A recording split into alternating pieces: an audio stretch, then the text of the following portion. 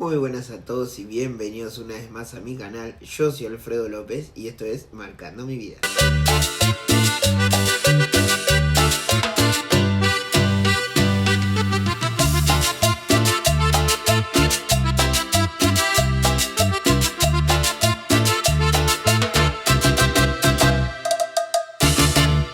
Bueno, ahora sí, para dar comienzo al video del día de hoy, voy a hacerles un breve resumen para quienes no pudieron ver el partido, quienes no estuvieron al tanto o simplemente decidieron apagar la tele luego del paupérrimo partido que hizo ayer Boca en el Bajo Flores. En lo que fue la primera visita del Club de la Ribera al Estadio Guillermo Laza, donde registra sede local, lo que tornaba como un partido difícil terminó siendo una masacre por parte del Malevo hacia el Ceneice. En 37 minutos Riestra le ganaba 3-0 a Boca, en un partido donde nunca encontró la vuelta, nunca encontró una creación de juego y donde nuevamente expuso tanto las falencias en el ataque como en la defensa del Ceneice, y donde su nuevo refuerzo para el arco, Álvaro Montero, quedó en el ojo de la tormenta luego de una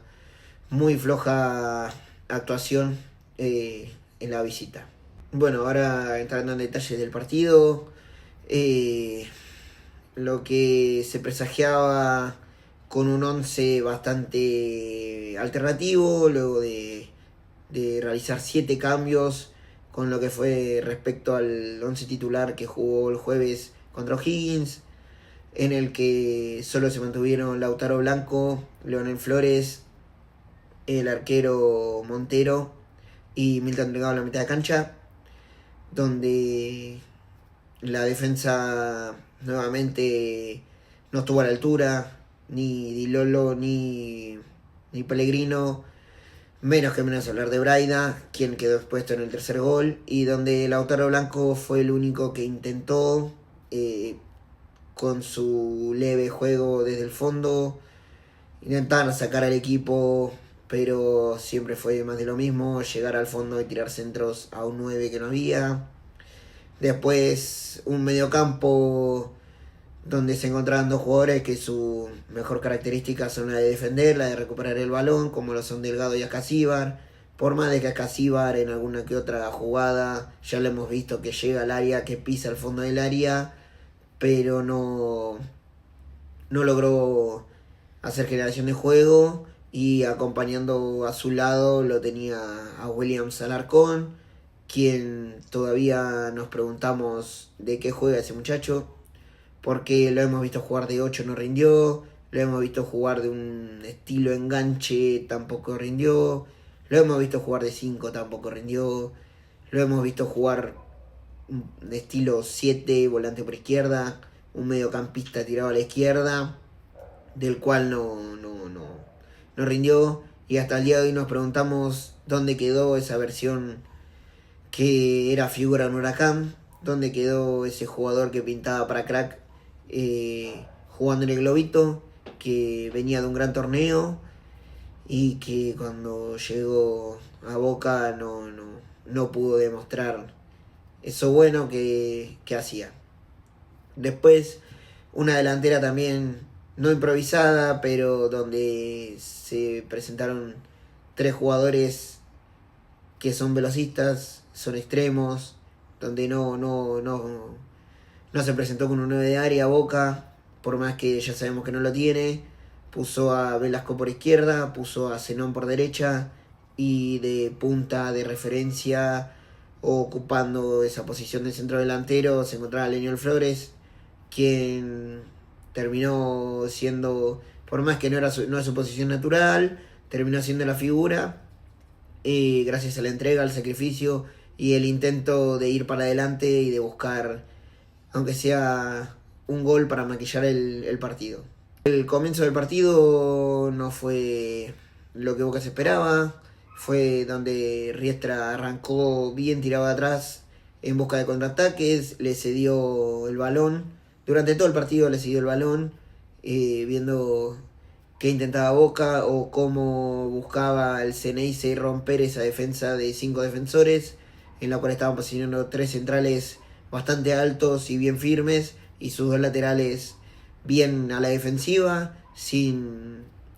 dejar que los extremos de Boca genere, toquen, se muevan o reciban cómodos en las bandas, y los centrales a su vez impidiendo que los centros que iban prácticamente a la nada, ya que sabemos que Flores no es un jugador que tenga un buen cabeceo, no tenga bastante altura como para ganar, lograron sacar todo desde el fondo. Ese buen fútbol que se mostró, entre comillas, durante los primeros 5 minutos, en donde hubo una jugada polémica en la cual Alan Velasco busca recibir, parar, cabecear una pelota en el segundo palo después de un centro, donde claramente un jugador de Riestra lo sostiene en la camiseta y ni el árbitro central ni los asistentes y mucho menos el VAR se dieron cuenta y decidieron hacer el famoso siga-siga, donde para mi opinión era un claro penal para el Ceneice, que podía haber cambiado la historia hasta ese momento, ya que a los 7 minutos, tras una desatención defensiva, un centro de Milton Celis que tenía pinta de ser leve, suave, al segundo palo hizo que Alonso se la baje de un cabezazo a un jugador de 1,70 m. Sí, aunque parece chiste, pero un jugador de 1,70 m como lo de Sánchez le ganara tanto a Di Lolo como anticipara al arquero Montero, que habíamos destacado o se destaca su virtud de que sale a achicar bien los centros. Esta vez no salió, llegó tarde, esa fue una salida en falso en la cual terminó prácticamente desparramado porque se tiró para la foto más que por otra cosa, todo desarmado. Y así el Malevo llegó al 1-0. Y tras ese baldazo de agua fría que Boca no se esperaba, porque fue tras un contraataque, el partido se le puso cuesta arriba. Boca nunca pudo hacer pie después de ese momento, por más que intentó generar jugar, por más que intentó atacar por las bandas, siempre terminó en la misma de no llegar al fondo, llegar hasta el vértice del área grande y tirar un centro a busca de un error defensivo, de una desatención defensiva para que tanto Flores o Zenón con las llegadas como media punta le quedara una pelota bollando y cambiara o hasta ese momento empatara el partido, cosa que no fue así, y en el minuto 23 nuevamente una pelota aérea hizo que Carlos Quintana ganara de cabeza y le cayera a Alonso, quien había asistido en el primer gol, o nuevamente dentro del área chica, defina con un cabezazo prácticamente al cuerpo del arquero, quien no tuvo buena reacción y lo único que hizo fue manotear la pelota para acompañarla hacia adentro de su valla y así recibir otro golpe prácticamente de knockout que dejaba a Boca aturdido, golpeado anímicamente y sin saber cómo salir de ese pozo futbolístico en el que había caído. Luego, para completar lo que sería una primera parte para el olvido y una de las peores primeras partes, creo yo, que la historia del Ceneice, a los 37 minutos, tras un córner a favor de Boca, en el que tiraron un centro nuevamente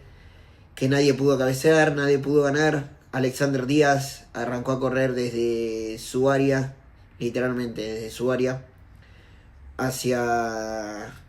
un ataque donde no había nadie lo acompañaba y era él contra 3 defensores de Boca. Es más, tenía desde su arranque de carrera acompañándolo a Braida, quien en una jugada decidió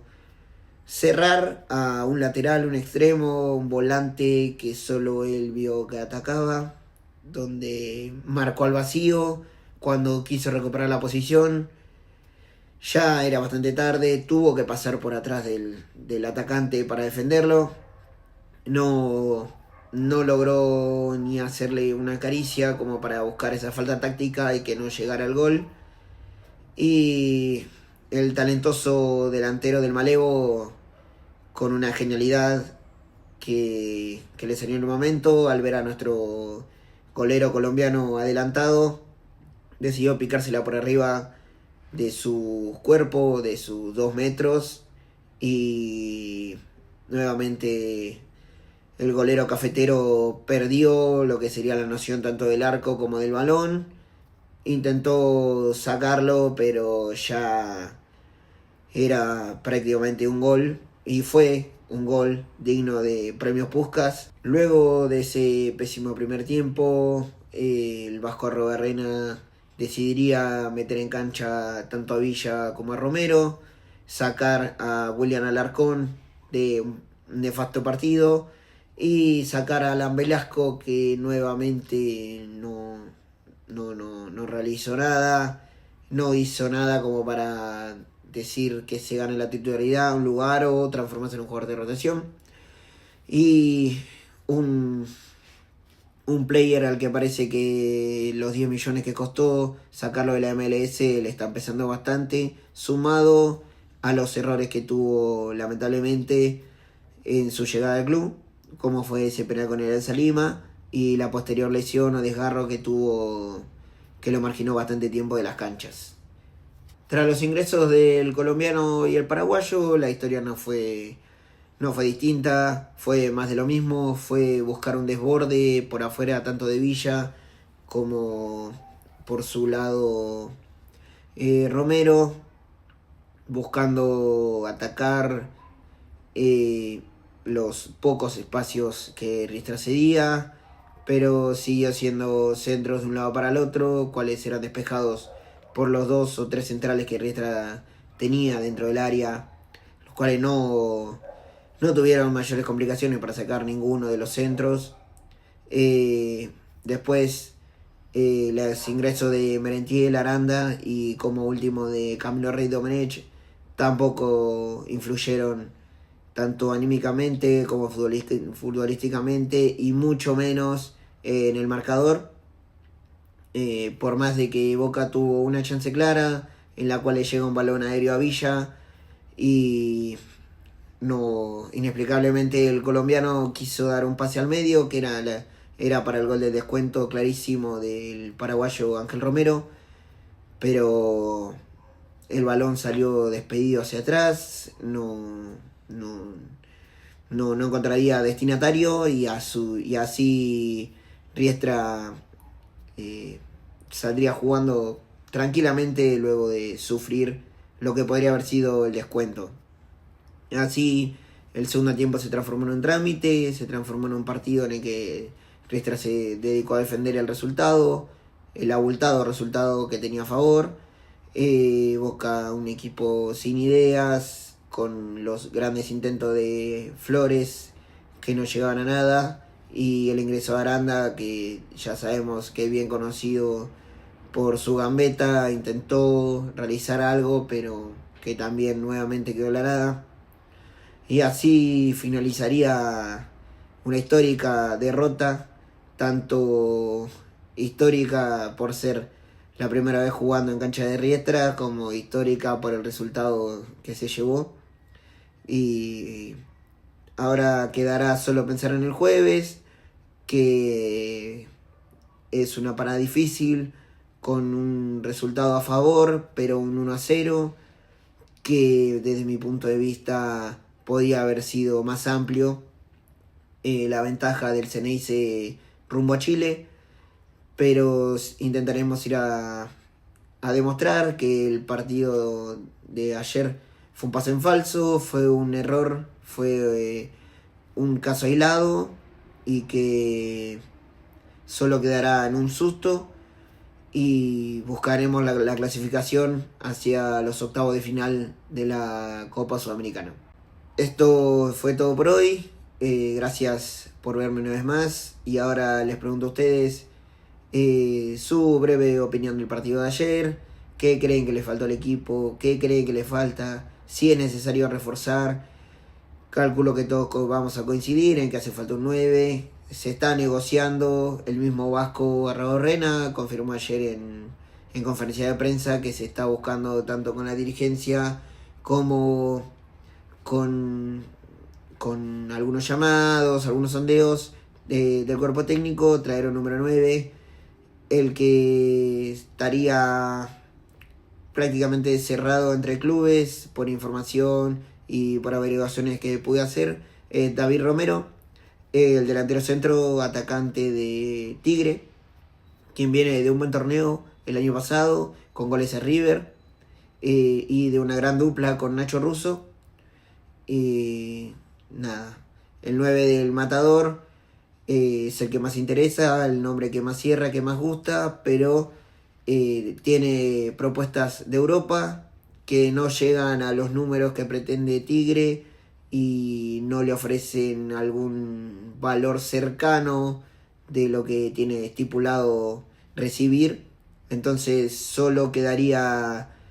por parte de Tigre en sondeos, aunque el propio jugador prefiere irse a Europa antes de seguir en el fútbol argentino y firmar con Boca. La oferta de Boca sería por un monto de dinero, un porcentaje del pase de Javes Aralegui, quien ya se encuentra en Tigre, y el préstamo de un jugador